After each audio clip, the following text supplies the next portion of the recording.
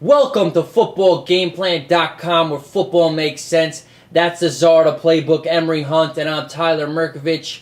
This is the Western Division preview of Conference USA for 2009. And last year, Western Division, Tulsa owned it, 47 points per game. Of course, the former Rice coach Todd Graham is now in tow. 11-3 last year, 13 returning starters. Problem with them was -5 in the turnover ratio. They got a big recruit in Shavadrik Beaver, who Michigan wanted. He's there now. Jacob Bauer will start for the first time. He had 14 games experience from last year. One thing that bothers me about Tulsa is they lost their starting quarterback, their top running back, and their top receiver. But they do return running back Jamal Williams, 6.1 yards a carry. I like him a lot. Also, they have a young offensive line, 3 sophomores on that offensive line. So that offense, to me, is a question mark. Look for wide receiver Damaris Johnson. Put his stamp in the Golden Hurricanes offense, as he had 10 touchdowns last year. And fullback Charles Clay, who is very versatile as a tall fullback. That's a guy that reminds a lot of people of, he can play H-back. So think Kimball Anders when you watch him play. You mentioned the offensive line. It is experience. Defense is led by Mike Bryan, their leading tackler, who returns. Well, one thing about the defense is they have a solid linebacking core. James Lockett, George Clinkscale, I really like him a lot. He's a real good player. It's pretty good against the run. One thing that bothers me is the fact that secondary gets thrown on a lot, so they have to improve that. In order to help that secondary out, they have to get a good pass rush, and that's what they need to do up front.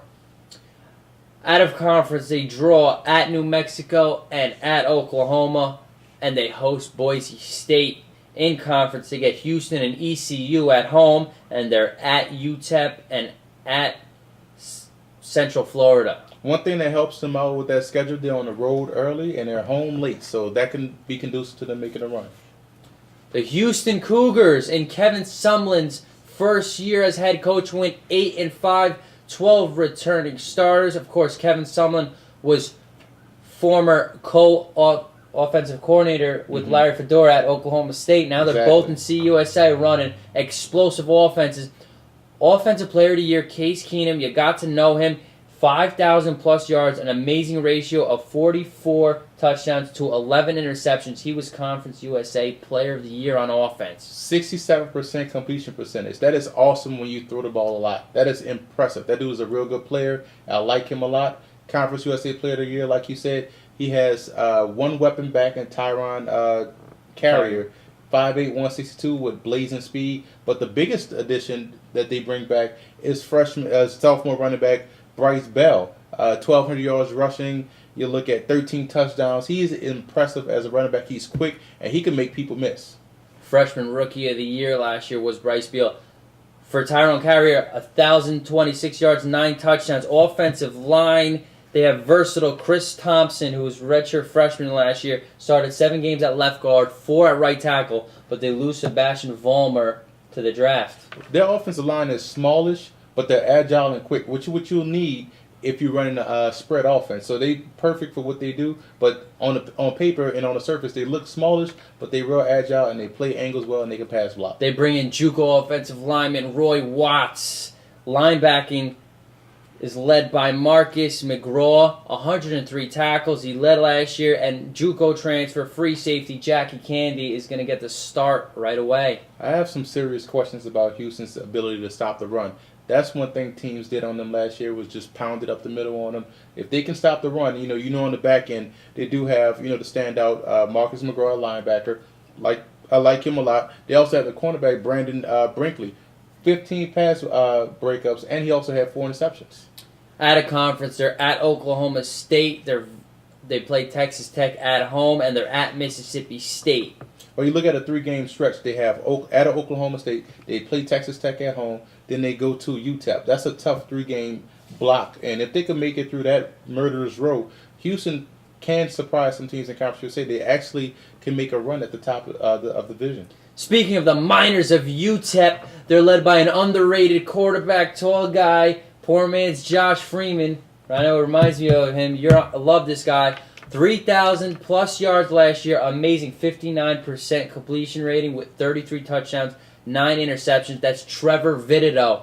That's one guy that's impressive. I love the way he commands the offense. He manages the game, but he also is not afraid to make that throw down the field and that clutch throw. He plays well within the system. He's a great leader. Look for him to be one of the top quarterback prospects in this upcoming draft. You heard it here first. His leading receiver, Chris Adams, returns. Don Buckram, 4.5 yards per carry last year, and 4 offensive linemen return with starting experience.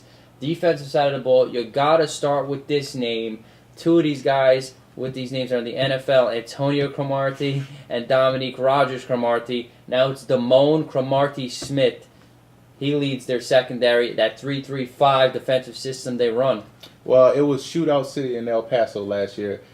A lot of big scoring on offense and defense. They gave up 37 points a game, 5.1 yards per carry, and opposing quarterbacks completed 62% of their passes. You know, this is the second year in the 3-3-5, so hopefully they get it now and they know the system. But last year was atrocious trying to switch to that 3-3-5. They do have speedy linebackers, but they must improve that pass defense. They only had 23 sacks last year. Let's get a rush on the quarterback Miners. That's what they need to improve. At a conference, they host Buffalo and Kansas, and they're at Texas and at New Mexico State. Their November stretch includes a brutal one at Tulane, at Southern Methodist, and at Rice. If they don't address the pass defense problems, then they're still going to have the same problem they had last year. They can compete with anybody on any given Saturday. My problem is that they just have to stop anybody on any given Saturday. They have to play defense in order to win.